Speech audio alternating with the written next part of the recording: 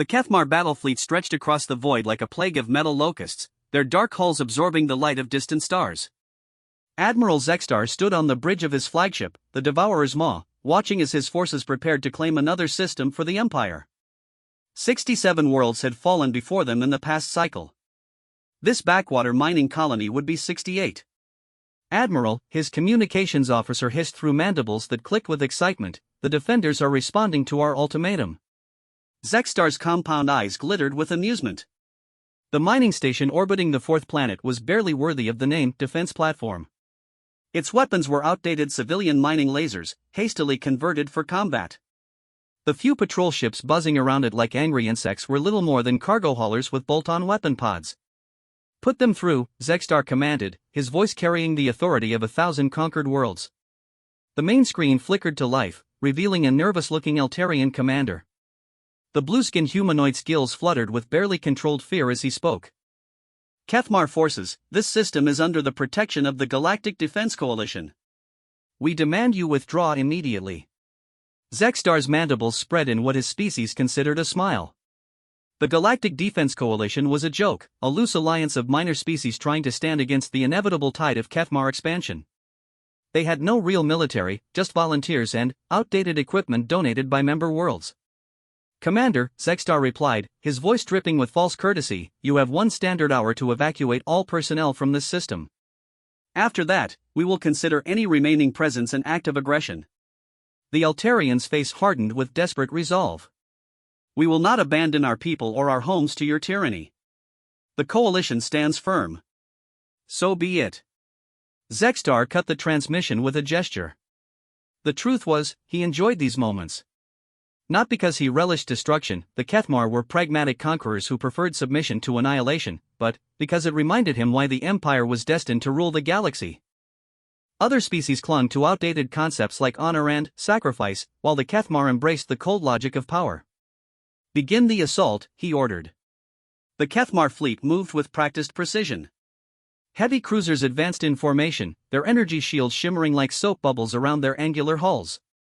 Behind them, swarms of fighter craft launched from carrier vessels, their engines leaving trails of blue fire against the black. The defending coalition forces tried to mount a defense. Their mining lasers carved weak red lines across space, some actually striking Kethmar shields and causing brief flares of light. A few brave patrol ships dove into attack runs, their small torpedo launchers managing to scratch the paint on a cruiser's hull before being vaporized by point defense systems. It was pathetic, really. Zextar had seen this same scene played out dozens of times. The coalition's greatest weakness wasn't their inferior technology or small numbers, it was their refusal to accept reality. They actually believed that courage and determination could overcome the vast technological and numerical advantages of the Kethmar Empire. Sir, his tactical officer reported, the defense platform's shields are at 30%. Shall we target their life support systems to encourage surrender? Zextar considered this. The Eltarians were showing more backbone than usual, but backbone didn't stop plasma cannons. No.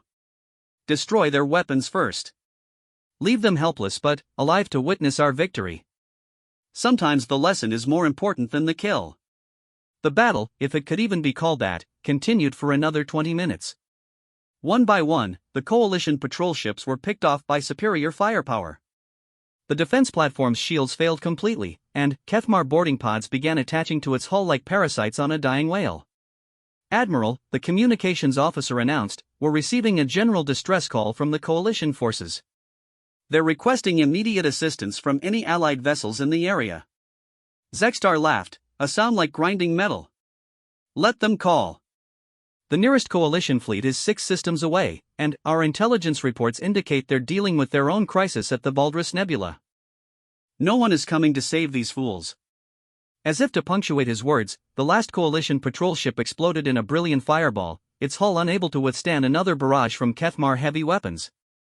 The defense platform had gone silent, its crew either dead or captured. Sir, the sensor officer called out, her voice carrying a note of confusion. I'm detecting an anomalous reading at the edge of the system. Clarify, Zextar ordered, though he wasn't particularly concerned. Probably debris from an old mining operation or a sensor ghost. There's a single vessel approaching on an intercept course. It's large, sir. very large. But, our sensors are having difficulty getting clear readings. Zexstar moved to the tactical display, his interest finally peaked. The screen showed a contact marker at the system's edge, but the readouts were indeed strange. The vessel appeared to be roughly the size of a Kethmar heavy cruiser, but the energy signature was unlike anything in their databases. Unknown configuration, he asked. Yes, sir. The hull design doesn't match any known coalition vessel. In fact, it doesn't match any known vessel in our records. This was mildly interesting. Perhaps one of the coalition species had developed a new ship class. It wouldn't matter in the end, one vessel against an entire battle fleet was suicide regardless of its capabilities. Open a channel to the approaching ship, Zexstar commanded. The screen flickered, but, instead of a clear image, static filled the display. A voice came through the speakers, distorted but unmistakably alien. The translator struggled to process the unfamiliar language patterns. Kethmar forces, the voice said, and Zexstar noticed his translator's confidence meter was showing only 60% accuracy. This is Captain Sarah Chen of the Terran defense ship Indomitable. You will immediately cease your attack on coalition civilians and withdraw from this system. Zexstar's mandibles clicked with amusement. Terran? I'm not familiar with that species. Are you some new member of the coalition's pathetic alliance? There was a pause before the response came. We are human. We are not members of the coalition, but we do not tolerate the slaughter of innocents. You have one opportunity to withdraw peacefully. Human, Zexstar repeated, testing the word. His database search returned no results. Probably some newly discovered primitive species trying to bluff their way out of annihilation. I appreciate your courage, humans, but you are vastly outnumbered. My fleet consists of 43 vessels, including 6 heavy cruisers. I suggest you reconsider your position. The response came without hesitation. Understood. We'll keep that in mind. Zexstar was about to respond when his sensor officer spoke up again, her voice now carrying a note of alarm. Admiral, the unknown vessel has just accelerated past maximum sensor range. I'm reading impossible velocity figures. Define impossible. Sir, according to our readings, that ship just exceeded 0.8 light speed. No conventional drive system can achieve that velocity. Zexstar felt the first stirring of unease. Even Kethmar technology couldn't push a ship that large to such speeds without exotic matter converters, and those were strictly theoretical. Recalibrate sensors. That must be an error. Recalibration complete, sir. Readings confirmed.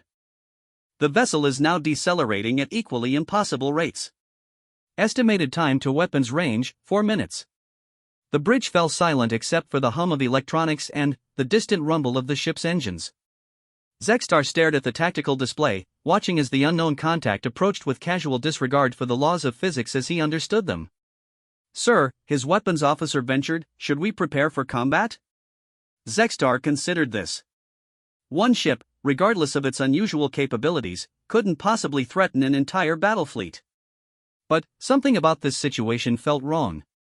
In his long career, he had learned to trust his instincts, and right now they were telling him that this human vessel represented something he had never encountered before. Battle stations, he ordered. All ships report ready status. Throughout the fleet, Kethmar vessels powered up their weapons and strengthened their shields. Fighter squadrons formed up in attack formations, their pilots eager to engage this mysterious newcomer. Whatever these humans thought they were doing, they would soon learn the price of challenging Kethmar supremacy. Contact is dropping out of faster-than-light travel, the sensor officer reported. Distance, 50,000 kilometers and closing. Zexstar watched his main screen as space seemed to ripple, like heat waves rising from hot metal. Then, suddenly, the human ship was there. The sight of it made his breath catch in his throat. The vessel was unlike anything he had ever seen. Where Kethmar ships were angular and aggressive, this one was sleek and purposeful. Its hull appeared to be some kind of advanced alloy that shifted between dark gray and deep blue depending on how the light hit it. Strange geometries ran along its surface, not weapons ports or sensor arrays, but something else entirely. But it was the ship's size that truly unsettled him. His sensors had reported it as roughly equivalent to a heavy cruiser, but now that he could see it directly, Zexstar realized the readings had been completely wrong. This vessel was massive, easily 3 times the size of his flagship, and shaped like no warship he had ever encountered. "Sir," his communications officer whispered, "I'm reading massive energy buildups throughout their hull. Multiple weapon systems powering up." "How many weapons?" Zexstar asked, though he wasn't sure he wanted to know the answer. I can't get an accurate count, sir. The energy signatures are overlapping and interfering with our sensors." "But, sir, it's a lot." Zexstar straightened his shoulders and forced confidence into his voice. "Open fire. All ships, concentrate firepower on the unknown vessel. Maximum intensity." The response was immediate and devastating. 43 Kethmar vessels opened fire simultaneously, filling space with beams of coherent energy that could vaporize mountains. Plasma bolts the size of buildings streaked toward the human ship, while waves of fighters launched torpedo spreads that could level cities. The human ship didn't even slow down. The energy beams struck some kind of defensive field around the vessel and simply vanished, absorbed as if they had never existed. The torpedoes detonated harmlessly against the same barrier, their nuclear fire dissipating like sparks off armor. "Sir," the weapons officer reported, his voice shaking, "no effect." "Repeat, no effect on target." Before Zexstar could respond, the human ship opened fire. What happened next would haunt the survivors for the rest of their lives. Beams of pure white light lanced out from the mysterious vessel, each one striking a different Kethmar ship with surgical precision. But these weren't energy weapons as Zexstar understood them. When the light touched a Kethmar hull, the matter simply ceased to exist. No explosion, no debris, just perfectly spherical holes where proud warships had been moments before. In the span of 10 seconds, 12 Kethmar vessels were reduced to drifting hulks. The survivors found themselves facing something beyond their comprehension, a single ship that had crippled nearly a third of their fleet without apparent effort. "Admiral," his communications officer whispered, "we're receiving another transmission from the human vessel." Zexstar's mandibles trembled as he gave the order to put it through. The voice that came over the speakers was calm, almost conversational. "Kethmar fleet, this is your final warning. Withdraw from this system immediately, or we will be forced to defend these people. You have 60 seconds to begin your retreat." Zexstar stared at the tactical display, watching as his remaining ships tried to regroup while staying well clear of the mysterious human vessel. 31 ships against 1. Those should still be good odds. But, as he looked at the perfect holes burned through his finest warships, Admiral Zexstar began to suspect that mathematics might not apply to whatever these humans represented. The countdown began. 59 seconds. 58. 57. Admiral Zexstar watched the countdown with growing dread, but his pride as a Kethmar warrior would not allow retreat. No single vessel, regardless of its mysterious capabilities, could stand against the combined might of an entire battle fleet. There had to be a logical explanation for what he had witnessed. Perhaps some kind of experimental weapon with limited ammunition, or defensive systems that would eventually overload under sustained assault. "All ships," he commanded, "implement attack pattern Omega-7. Spread formation, multiple attack vectors. If they can only target one ship at a time, we'll overwhelm their response capability." 30. 29. 28. Throughout the Kethmar fleet, battle-hardened commanders acknowledged the order and began maneuvering their vessels into position. They had used this tactic successfully against numerically superior forces before. By attacking from multiple directions simultaneously, they could force an enemy to choose which threats to address, leaving others free to strike. But, as Admiral Zexstar watched his ship spread across space like a deadly web, he couldn't shake the feeling that he was making a terrible mistake. The human vessel hung motionless in the void, showing no signs of concern about the coordinated assault being prepared against it. If anything, it seemed to be waiting patiently for the Kethmar to finish their preparations. 15. 14. 13. "Sir," his sensor officer called out, her voice tight with confusion, "I'm detecting some kind of energy fluctuation within the human ship's hull. Multiple sources, spreading throughout the vessel." "Weapons charging?" Zexstar asked, though he suspected he already knew the answer. "Unknown, sir. The energy patterns are unlike anything in our databases. But, whatever they're doing, it's big." 10. 9.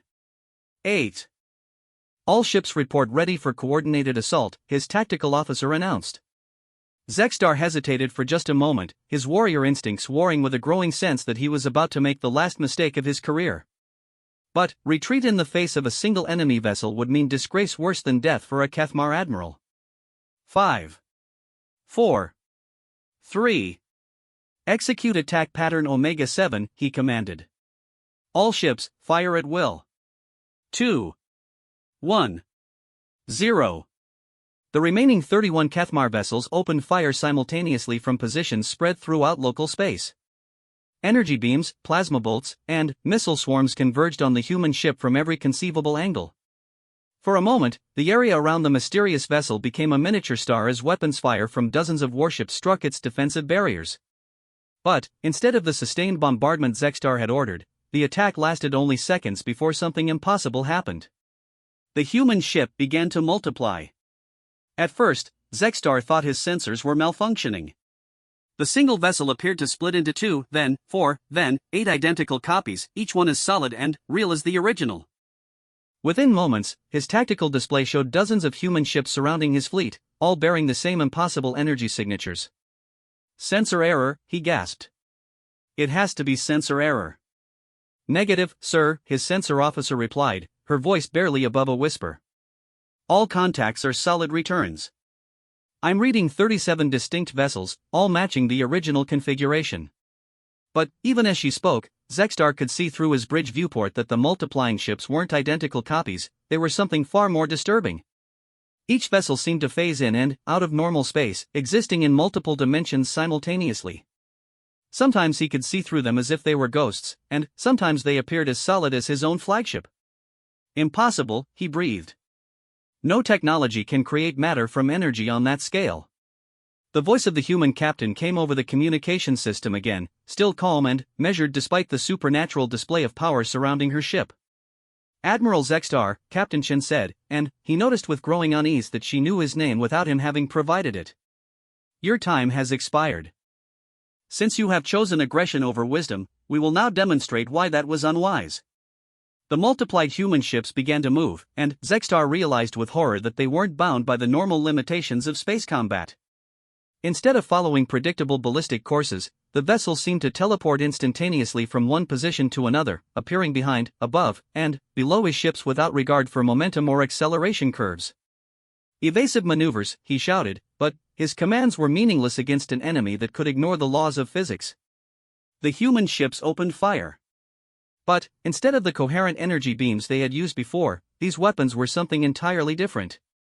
Streams of what looked like liquid fire poured from ports along their hulls, but, when the substance struck Cathmar vessels, it didn't burn through the armor, it converted it.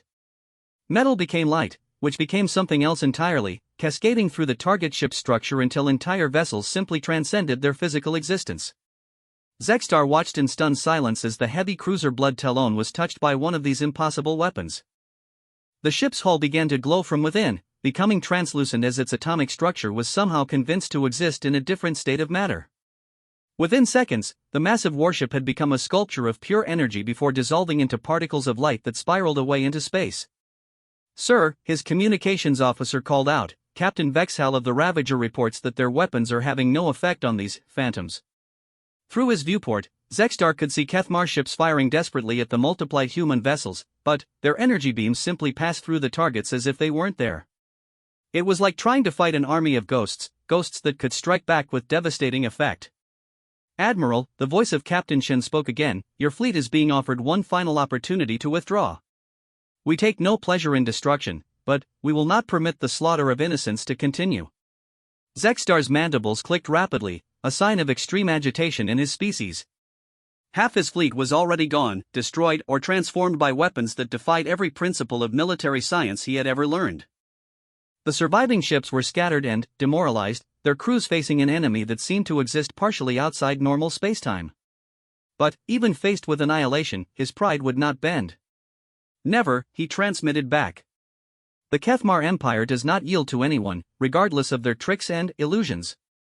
There was a long pause before Captain Chen responded, and, when she did, her voice carried a note of genuine sadness. Then, you force us to end this. I'm sorry it came to this, Admiral. You could have chosen differently. The human ships suddenly stopped their impossible movement and, formed a perfect sphere around the remaining Cathmar vessels. For a moment, space was completely silent except for the background radiation of distant stars. Then, the humans began to sing. It started as a low harmonic vibration that seemed to resonate through the hulls of every ship in the area. Zexstar felt it in his bones, in his mandibles, in the fluid of his compound eyes. But it wasn't just sound, it was something far more fundamental, as if the universe itself was finding its voice. "Sir," his sensor officer reported, her voice filled with awe, "I'm reading harmonic frequencies across multiple dimensional planes. It's not just audio, they're manipulating the quantum foam that underlies normal space." The song grew more complex, adding layers of melody that seemed to exist in directions that had no names. And, as it did, Zexstar began to understand what was happening to his fleet. The Cathmar ships weren't being destroyed, they were being gently, inexorably convinced to stop existing as instruments of war. Weapons systems simply forgot how to operate. Targeting computers developed an inability to lock onto living targets. Engine cores lost their desire to power vessels bent on conquest. But the crews remained unharmed. In fact, Zexstar realized with growing amazement, his bridge crew seemed more relaxed than he had seen them in years. The constant tension of military life, the aggressive programming that made Cathmar such effective conquerors, was simply melting away like ice in sunlight. "Sir," his weapons officer said, and Zexstar was startled to hear genuine confusion in the warrior's voice. "I'm having trouble remembering why we came here. Were we really planning to attack civilian miners?" Around him, other crew members were expressing similar sentiments. The ship's systems were still functional, but no one seemed able to remember how to operate them in an aggressive manner. It was as if the concept of violence had been temporarily edited out of their minds. The human song continued, and Zexstar found his own thoughts becoming clearer than they had been in decades. The constant anger that drove Cathmar expansion, the need to prove superiority through conquest, the belief that might made right, all of it seemed suddenly absurd. When had he become this creature of war? He dimly remembered a younger version of himself who had been interested in xenobiology and stellar cartography. That Cathmar had dreamed of exploring the galaxy to catalog its wonders, not to subjugate them. Through the viewport, he could see similar changes occurring throughout his fleet. Cathmar vessels were powering down their weapons voluntarily, their crews apparently as confused about their aggressive intentions as he was. The song reached a crescendo that seemed to touch every atom in local space, then, gradually faded to silence. As it did, the multiplied human ships began to phase out of existence, leaving only the original vessel hanging peacefully in the void. Captain Chen's voice came over the communications system one final time. "Admiral Zexstar, your fleet is free to leave this system at any time. Your weapons will function normally once you are beyond the edge of inhabited space, but you will find them difficult to remember how to use against civilian targets. This effect will fade gradually over the course of several months, giving you time to consider whether the path of conquest truly serves your people's best interests." Zexstar found his voice, though it sounded strange to his own ears, calmer and more thoughtful than it had been in years. What are you?" he asked. "We are human," came the reply. "We are travelers and explorers, builders and protectors. We are what your people could become if you chose a different path. This is impossible. No species could develop such capabilities." There was warmth in Captain Chen's laugh. "Admiral, you're thinking about this backwards. We didn't develop these capabilities despite being human, we developed them because we are human. Because we chose to become something more than what we were born to be." Zexstar looked around his bridge at crew members who were staring at their instruments with expressions of bemused confusion, as if they were seeing them clearly for the first time. "How?" he whispered. "The same way any species grows beyond their limitations," Captain Chen replied. "We learned to dream of better things than war. We learned to measure success by what we could create rather than what we could destroy. We learned that true strength comes from lifting others up, not tearing them down. And if the Cathmar were to consider such a path? Then, you would find doors opening that you never knew existed. But, the choice must be yours, Admiral. Wisdom cannot be forced, only offered." The connection closed, leaving Zexstar alone with his thoughts and his bewildered fleet. Through the viewport, he could see the human ship beginning to move away, apparently satisfied that the immediate threat had been neutralized. But, as he watched the impossible vessel depart, Admiral Zexstar realized that everything he had believed about power, about strength, about what it meant to be dominant in the galaxy, had just been turned upside down. For the first time in his long military career, he found himself wondering what it would be like to explore the stars in peace. The aftermath of the encounter left the surviving Kethmar fleet drifting in confused silence. Admiral Zextar sat in his command chair, staring at tactical displays that no longer seemed to make sense. His ships remained fully functional, their weapons operational, their engines ready for faster-than-light travel. But something fundamental had changed in the minds of every crew member aboard every vessel. "Sir," his communications officer said hesitantly, "we're receiving status reports from all surviving ships. No casualties, no system damage." "But..." She paused, searching for words to describe something beyond her experience. "Sir, none of the ship commanders seem to remember why we're here." Zextar nodded slowly. He was experiencing the same phenomenon himself. The burning need for conquest that had driven him for decades felt like a half-remembered dream. The certainty that the Kethmar were destined to rule through superior firepower seemed like someone else's conviction, heard through a long corridor of time. "Admiral," the voice of Captain THYSS came over the interfleet communications channel. "I'm looking at my mission briefing, and I can't understand why High Command wanted us to attack civilian miners. Were we under some kind of influence? Mental conditioning, perhaps?" Similar reports came in from other ships. Hardened Kethmar warriors, trained from birth to view other species as either subjects or obstacles, were struggling to comprehend their own aggressive intentions. The psychological foundation of their military culture seemed to have been gently but thoroughly undermined. But even more disturbing were the reports from the fleet's xenobiologists and cultural analysts, specialists who had spent their careers studying other species for tactical advantages. They were now describing their work in terms that would have been considered treasonous just hours earlier. "Sir, Dr. Kethral, the fleet's senior xenobiologist, reported from the research vessel Dissector, I've been reviewing our intelligence files on coalition species, and I'm finding gaps in our analysis that I can't explain. How did we miss so many indicators of advanced development? The Altarians alone show clear signs of sophisticated biotechnology that our reports completely ignored." Zextar was beginning to understand what the humans had done to them. It wasn't just a temporary pacification, it was something far more profound. They had somehow stripped away the cultural blindness that prevented the Kethmar from seeing other species clearly. Without the constant filter of assumed superiority, they were now perceiving the galaxy with startling clarity. "Dr. Kethral," he said slowly, "continue your analysis.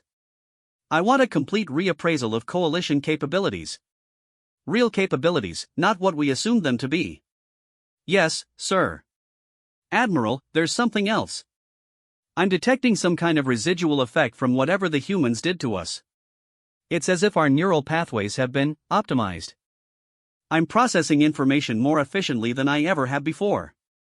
This was confirmed by reports from across the fleet. Kethmar crew members were reporting enhanced cognitive function, improved pattern recognition, and, most remarkably, an increased capacity for empathy. The warriors who had arrived at this system as conquerors were discovering emotions and perspectives they had never experienced before. "Admiral," his sensor officer announced, "I'm detecting an approaching vessel. Configuration matches coalition design principles, but it's much larger than anything in our databases." Zextar felt his mandibles click with what he realized was curiosity rather than aggression. The approaching ship was elegant in a way that Kethmar vessels had never aspired to be, all flowing curves and graceful proportions, clearly built for exploration rather than conquest. "Open communications," he ordered. The main screen activated to show an elderly Altarian male in a uniform that bore no military insignia. His expression was cautious but not hostile as he spoke. "This is Commander Veltar of the Coalition exploration vessel Harmony Stream. Admiral Zextar, I am authorized to offer you and your fleet safe passage out of this system, along with medical assistance if any of your crew require attention." Zextar was surprised by the offer. In his experience, defeated enemies were either destroyed or subjugated, not offered aid. The concept of showing mercy to a military force that had just attempted conquest was foreign to Kethmar thinking. "You offer assistance to an enemy fleet?" he asked. Commander Veltar's expression softened slightly. "Admiral, forgive me for being blunt, but you and your people are no longer our enemies. Whatever the humans did to your fleet, it's clear that your aggressive intentions have been modified. We see no reason to treat confused and disoriented beings as threats." "Confused and disoriented," Zextar repeated. "Is that how we appear to you? With respect, Admiral, yes. Our sensors are detecting massive changes in the neural patterns of Kethmar crew members throughout your fleet.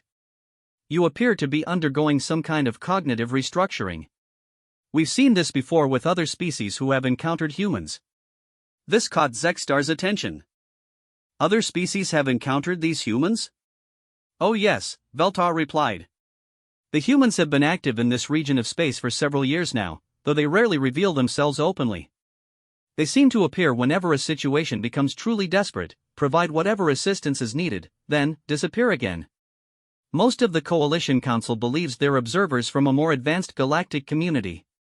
And they always do what they did to us? Veltar nodded. When faced with aggressive forces, yes. They call it perspective adjustment, a temporary suppression of species-specific cognitive biases that prevent clear thinking. The effects are reversible, but most species find that they don't want them reversed once they experience clear thought without cultural programming. Zextar was quiet for a long moment, processing this information. Commander, I find myself in an unusual position. My fleet is intact, my mission parameters are clear, but I no longer understand the logic behind either. Would you be willing to provide some context? Of course, Admiral. Would you prefer to meet aboard your vessel or ours? The idea of bringing potential enemies aboard his flagship would normally be unthinkable, but Zextar found that his tactical paranoia had been replaced by genuine curiosity about these people he had been prepared to conquer. My ship, he decided. Hangar Bay 7. An hour later, Zextar found himself in the unprecedented position of hosting a diplomatic meeting with species he had previously regarded as inferior. Commander Veltar had brought a small delegation of coalition representatives, an engineering specialist, a cultural analyst, and, remarkably, a Kethmar defector who had joined the coalition decades earlier. Admiral, the defector, who introduced himself as Scientist Kexan, said carefully, I know this experience is disorienting. I went through something similar when I first left the Empire, though it took me years to break free of our cultural conditioning without human assistance. You betrayed the Empire, Zextar said, though he found the words lacked their usual venom. I chose to see clearly, Kexan replied. Admiral, do you remember what you wanted to be before you entered military service? The question hit Zextar like a physical blow. Suddenly, he did remember, a young Kethmar fascinated by stellar cartography, dreaming of mapping uncharted regions of space. When had that curiosity been replaced by the need to conquer? I wanted to explore, he admitted quietly. And, now you can, Kexan said gently. The Empire teaches us that strength comes from domination, but the humans showed me that true strength comes from understanding. They didn't defeat your fleet, Admiral, they freed it. Commander Veltar activated a holographic display showing the local sector. Admiral, I'd like to show you something that your intelligence reports probably didn't mention. This mining operation you were sent to conquer? It's not just extracting minerals. The display zoomed in to show the mining platform in detail. But, instead of the crude extraction equipment Zextar had expected, he saw sophisticated facilities that were clearly doing much more than simple resource gathering.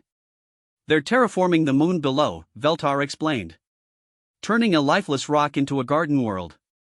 The miners you were prepared to attack are actually volunteers from 17 different species, working together to create a new home for refugees from the war zones along the galactic rim. Zextar stared at the display in amazement. The moon's surface was covered with a delicate network of atmospheric processors and biological cultivation domes. What he had dismissed as a worthless mining operation was actually one of the most ambitious cooperative projects he had ever seen.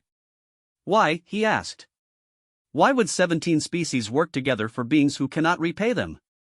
Because, the Coalition's cultural analyst, a crystalline being whose name Zextar couldn't pronounce, spoke in harmonious chimes that his translator rendered as words, cooperation creates abundance, while conquest creates only scarcity. When you build something together, everyone benefits. When you take by force, only the taker gains anything, and, even then, only temporarily. The concepts were so foreign to Kethmar thinking that Zextar had to struggle to process them. But, with his enhanced cognitive abilities, he could see the logic. A conquered people produced only what they were forced to produce.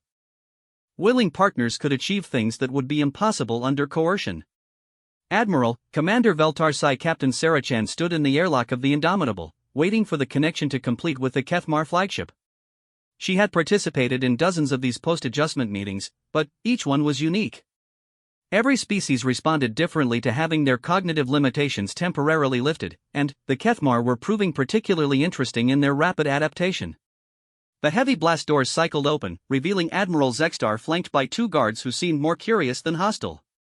The Kethmar commander was tall, even by his species standards, with the kind of bearing that spoke of decades of unquestioned authority.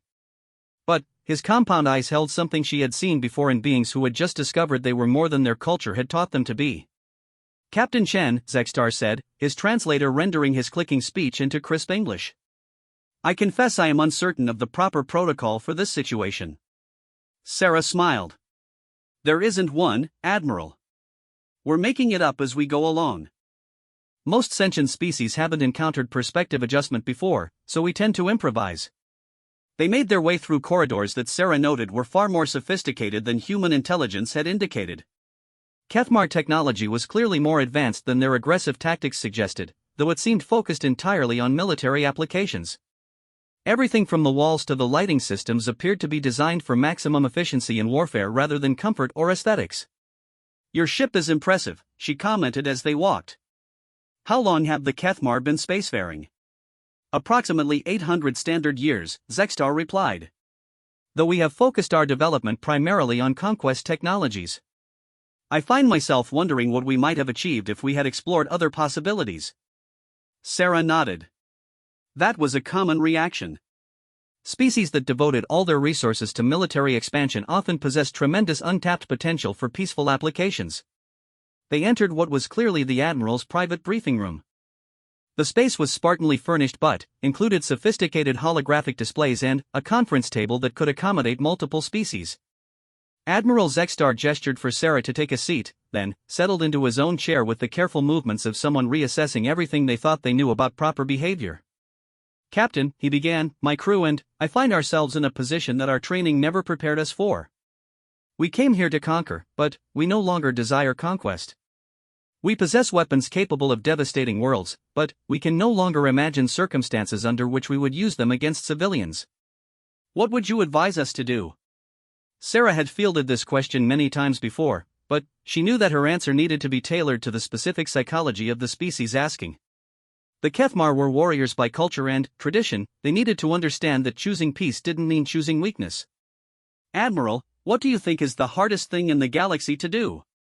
Zexstar's mandibles clicked thoughtfully. "Before today, I would have said conquering a well-defended planet. Now, I'm not certain. The hardest thing," Sarah said gently, "is building something that lasts. Destruction is easy, Admiral. Any fool with sufficient firepower can reduce a civilization to rubble. But creating a thriving world, fostering cooperation between different species, protecting the innocent without dominating them, that requires more courage, more strength, and more skill than any military campaign." "You speak of protection," Zexstar said. "If not through superior firepower, how does one protect the innocent?" Sarah activated the room's holographic display, showing a three-dimensional map of local space. "Let me show you something, Admiral. This region has been free of major conflicts for over 50 years. Not because any single power dominates it, but because of an interconnected network of mutual defense agreements, economic partnerships, and cultural exchanges." The display zoomed in to show trade routes connecting dozens of systems. When species prosper together, they have incentive to protect each other. When they share knowledge freely, they all advance faster than any of them could alone. When they celebrate diversity rather than trying to eliminate it, they create resilience that no conquering force can break. And when aggressors threaten this network, they face not one enemy but dozens, all fighting to protect something they helped build rather than something imposed on them by force. Sarah gestured to another section of the map.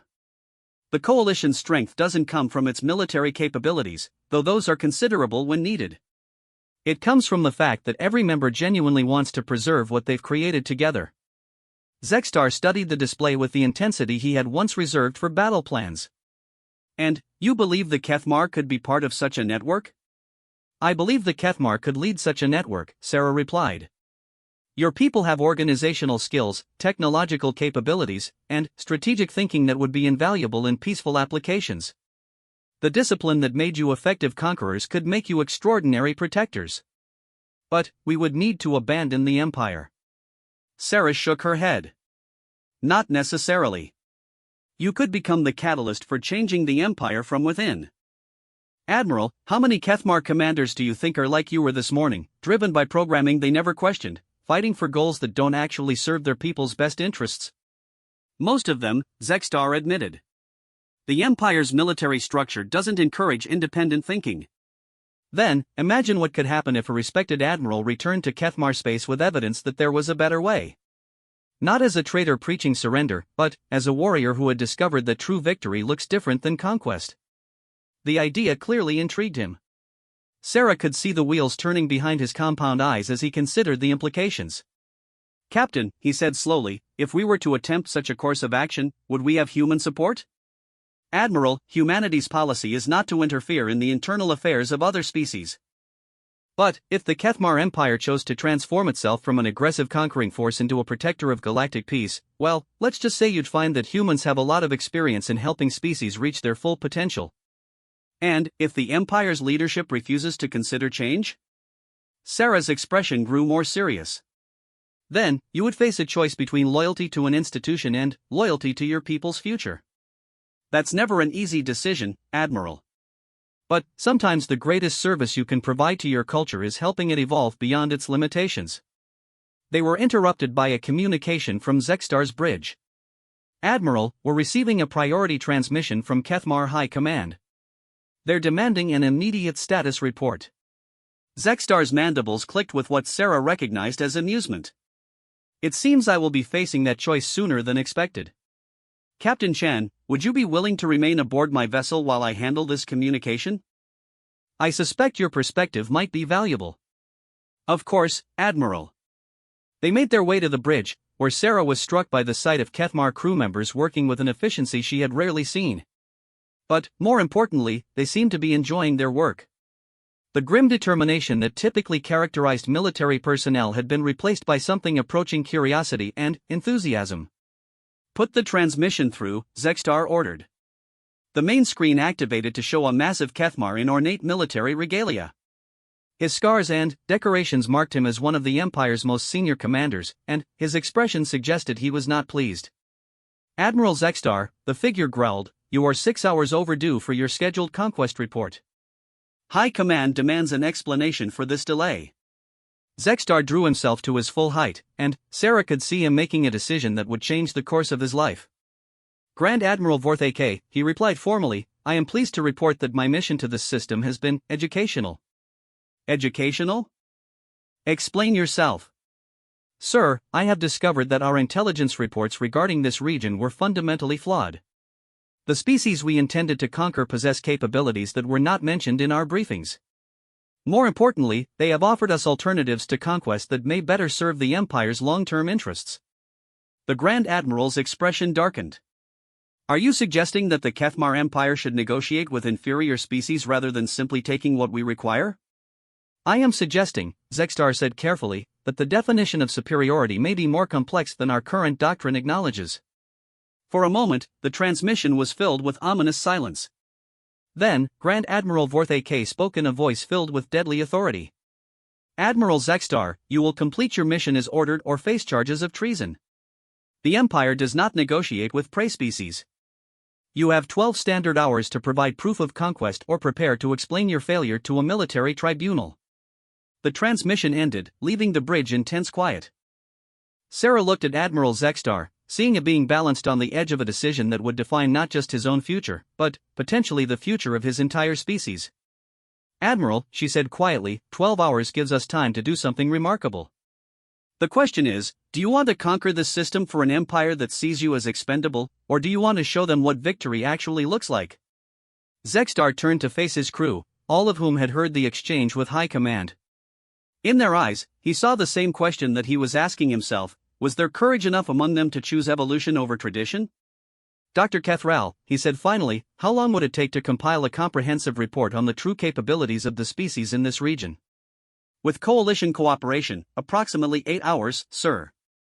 Commander THYSS, could we establish a secure communication link with other fleet commanders who might be receptive to alternative perspectives?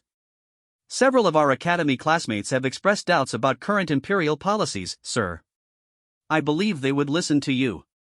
Zexstar nodded slowly, then turned back to Sarah. Captain Chen, it appears that we have 8 hours to change the course of Kethmar history. I hope your people are as good at building bridges as they are at adjusting perspectives. Sarah smiled. Admiral, we've had a lot of practice. And, something tells me the Kethmar are about to surprise everyone, including themselves. 8 hours later, Admiral Zexstar stood before the same communication console where he had received Grand Admiral Vorthak's ultimatum. But, everything had changed. His bridge now hosted not just his own crew, but representatives from 17 coalition species, 3 human specialists, and, most remarkably, 4 other Kethmar fleet commanders who had quietly arrived in the system after receiving his carefully coded messages. The transformation in those 8 hours had been extraordinary. What had begun as a simple intelligence-gathering operation had evolved into something unprecedented in Kethmar history, a collaborative effort that drew on the knowledge and expertise of dozens of species working together toward a common goal. Dr. Kethral had worked alongside coalition xenobiologists to compile a comprehensive analysis of galactic civilization that revealed the Empire's intelligence services had been systematically underestimating other species for decades. Commander THYSS had coordinated with human strategic analysts to develop new models of interstellar cooperation that could benefit the Kethmar more than Conquest ever had. Most importantly, the 4 fleet commanders who had arrived, Admirals Kethfor, Zwaxana, Morthak, and Veltes, had all undergone the same perspective adjustment as Zexstar's crew. The result was a room full of beings who, just hours before, had been programmed for conquest, now working together to design a future based on cooperation and mutual benefit. Sir, Commander THYSS announced, Grand Admiral Vorthak is requesting a communication channel. All other Imperial High Command members are standing by to receive your report. Zexstar looked around the bridge at faces that represented more species than most Kethmar had ever seen in one place. Captain Chen stood nearby, offering silent support but careful not to interfere in what was ultimately a Kethmar decision. The 4 other admirals had positioned themselves where they would be visible during the transmission, their presence a statement of unity that would not go unnoticed by Imperial leadership. Open the channel, Zexstar ordered. The screen filled with the imposing figures of the Imperial High Command, 5 Grand Admirals representing the pinnacle of Kethmar military power.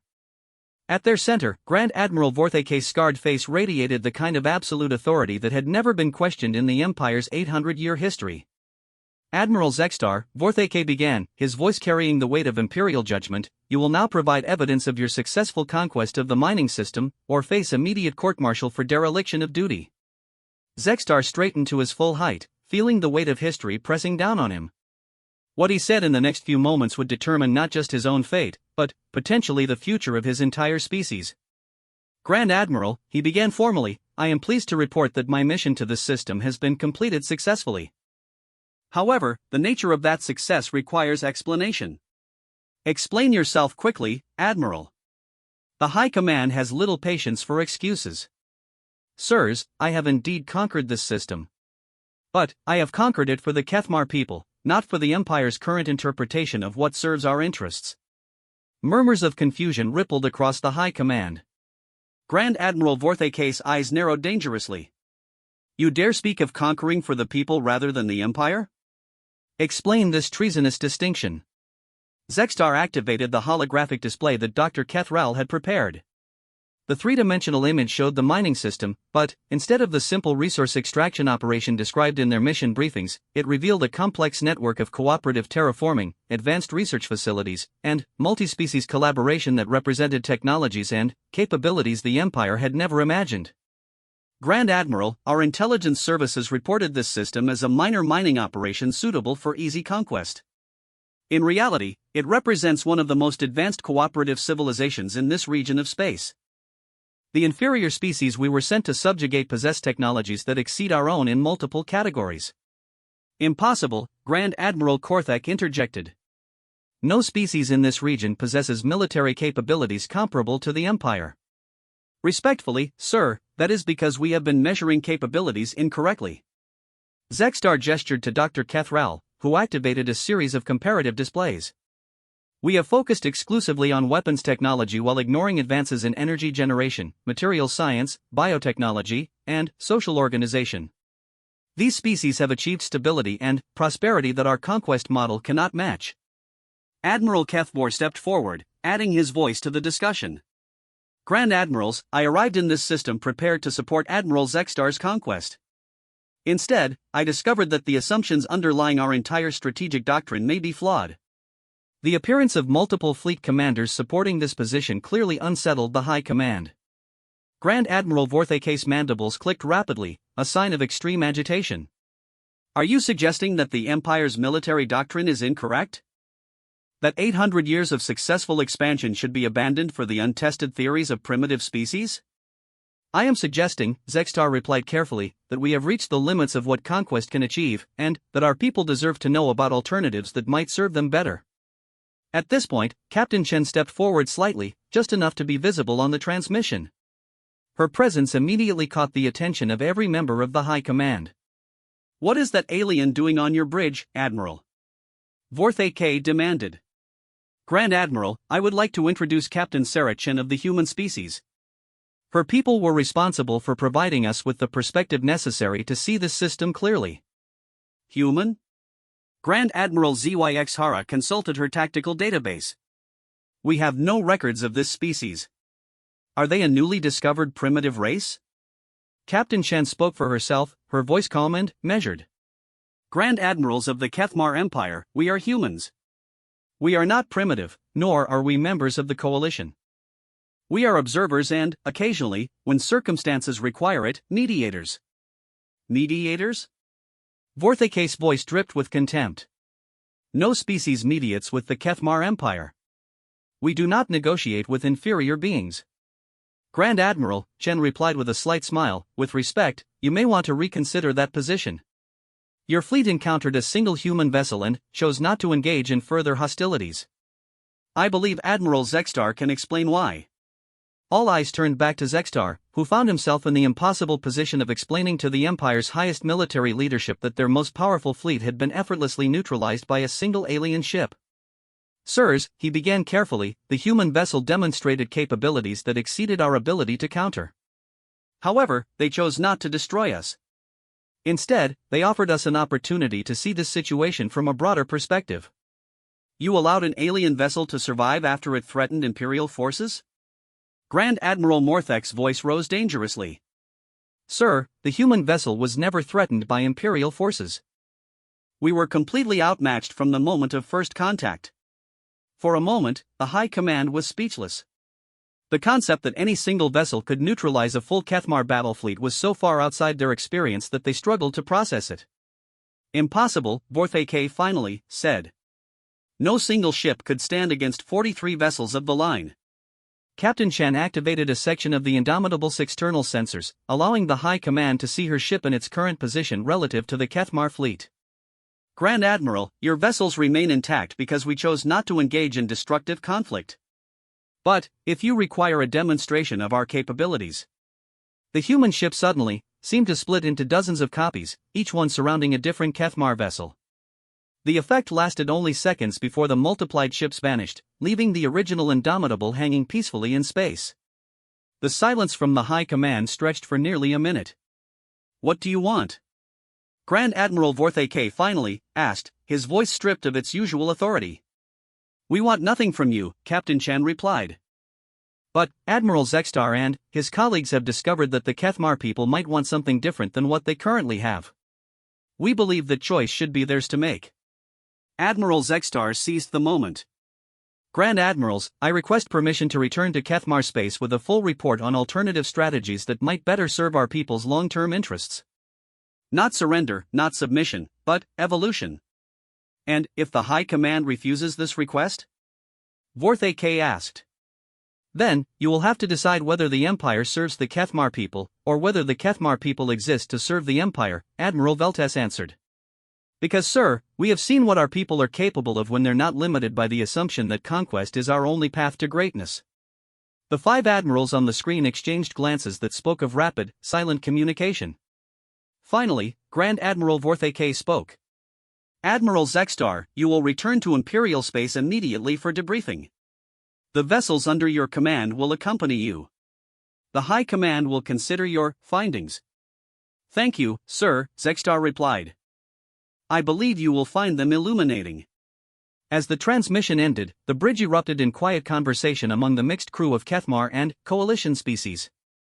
Captain Chan approached Sextar with an expression of cautious optimism. "Admiral, that went better than I expected. Your high command didn't order an immediate attack, which suggests they're at least willing to consider alternatives." "Captain," Sextar replied, "I believe we may have just started something that will change the galaxy. The question is whether it will be a peaceful transformation or a civil war. That will depend on how well you and your fellow admirals can demonstrate that strength and cooperation aren't mutually exclusive," Chen observed. "But, Admiral, something tells me that the Kethmar are about to surprise everyone with just how quickly they can adapt when they're free to be themselves."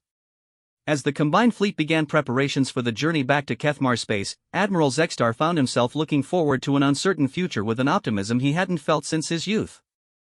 The warrior who had arrived at this system seeking conquest was returning home as an explorer of possibilities he had never dreamed existed. Behind them, the human ship Indomitable began its own departure, leaving no trace of its passage except the changed perspectives of those who had encountered it. In the vast expanse of space, it was a small intervention by any measure. But, as humanity had learned long ago, sometimes the smallest changes created the largest waves. The Kethmar Empire was about to discover that evolution was not just possible, but inevitable, and that the greatest conquests were often achieved without firing a single shot.